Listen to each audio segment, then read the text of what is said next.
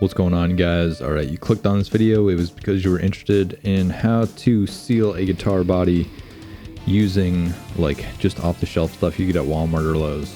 Before we start with the actual tutorial, before you start to seal the body, I would say if you plan on changing your pick guard, pickups, bridge, any of that stuff, the neck, just make sure that you do a little bit of pre-prep work where you go through, you plug any old holes and fill up the new ones, just so this way you have a nice clean slate when you go to apply the new stuff. Also pre-drill everything, just make sure everything's nice and flat, and then you can start with your sealing. Now on this block of wood I have about 120 grit sandpaper, so I'm just going through and roughing everything up after I had sealed up some old pickguard holes and the neck pocket and stuff like that.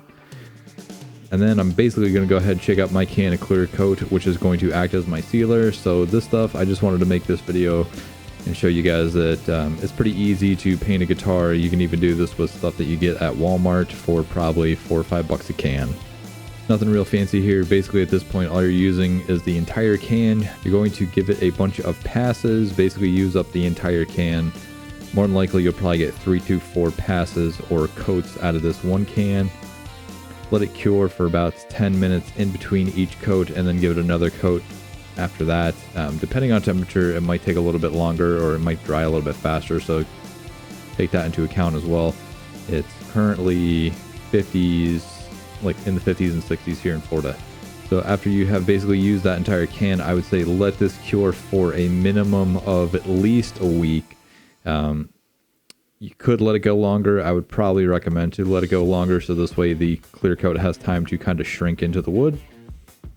After about a week or two, you can then go ahead and sand it flat. Now, I generally tape the neck pocket up, but basically, long story short, the neck was actually a little wonky, so I had to kind of sand it as flat as I could and then add in kind of what I had taken out of material, so this way the neck wouldn't sit too far back into the pocket, and this way it also gave it a little rigidity. So I did end up clear coating the neck pocket as well, because I just wanted to make sure that it was sealed also. I will sand this flat and then tape it up later. I'm also changing the neck on this guitar, so I had to plug the original holes that were there and then basically put in some dowel sticks, glue them in place, and let that cure for a couple of weeks. Also, to make sanding easier, I would recommend picking up one of these small palm sanders or a DA, which is also called a dual action sander. I just typed in dual action sander on Amazon. I think I found this one. I think I may have even typed in DA sander. I don't think it came up as orbital, but I mean, obviously it is a palm sander too, so you can also type that in. Anyways, long story short, that was about 35 or 40 bucks. So if you want to make sanding a lot faster and easier, I recommend picking one of these up, because the packages of different grit sandpapers for this, they're like maybe 20 bucks and you get somewhere around 50 to 100 of them. So if you just want to do that quick and easy, that's pretty much it. I mean, or you can use just a piece of sandpaper on a block. I've done that plenty of times, so I mean, it works. So after about a week or two, you can then go ahead and cut this flat again. Now it will depend on how many cans of sealer or aka clear coat you will need, so take that into account. I originally thought I was going to just need 2, but I ended up needing a third one. I did have a couple of extra like half cans in my garage, so I just basically used up what I had. So hopefully that helps or works in this instance. But anyways, you might see there's a lot of runs on the back of this guitar right now, so don't really worry about that. I'm not worried about runs at this point. The only time I would be worried about runs in clear coat is when you have already put the color on and you're trying to get the clear coat as flat as possible. So there's that. I'm using a satin clear coat to clear coat this body, so I'm not necessarily sure that I would be able to cut and buff it.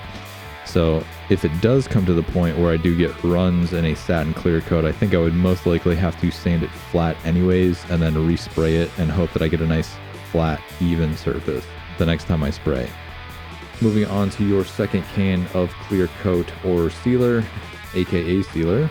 So just go ahead and wipe the body down with tack cloth, or maybe even like a microfiber cloth And then basically you're just going to keep doing a bunch of different coats. Like I said, give it about 10 to 15 minutes in between each coat, depending on the temperature. If it's hotter outside, it'll probably dry quicker, and if it is cooler outside, it'll take a little bit longer. So just keep that in mind. Now, I actually ended up needing a third coat of clear coat on this. Here's a little B-roll video. You can kind of see where the clear coat had kind of shrunk into the wood grain, so I just want to make sure that I was getting that as flat as possible, because that will show up in the final results if you don't have that filled in correctly. I mean, obviously you could probably take a little bit of like wood glue or something, or like sandable wood filler, and scrape it onto the surface and then clear coat it that way, or seal it that way. That would probably work too. Might even cut down on a couple of steps. I'm doing 240 grit right here to basically flatten it out and sand it.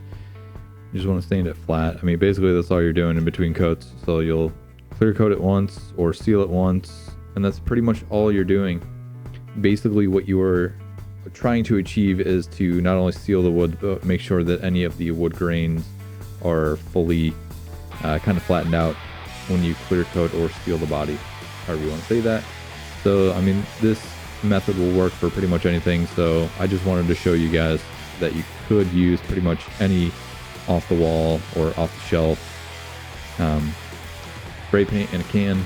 You know, even if you just wanted to build a guitar on the cheap, I'm doing this one in black with a satin finish.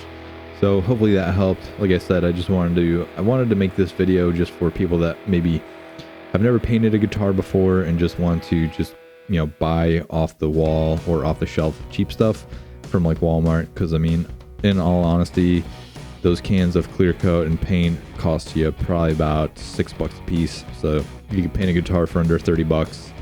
And like I said, I would also do any prep work before you seal the body the first time, which just makes it a lot easier in the long run, because like I said, I'm basically changing almost everything from the kit into a different guitar with this one. So if you guys like this video, go ahead, give it a thumbs up, give it a like. And if you didn't like this video, also give it a thumbs up. Hit the like button, hit the subscribe button, hit all the buttons. I'm Jordan, and I'll catch you guys next time. Peace.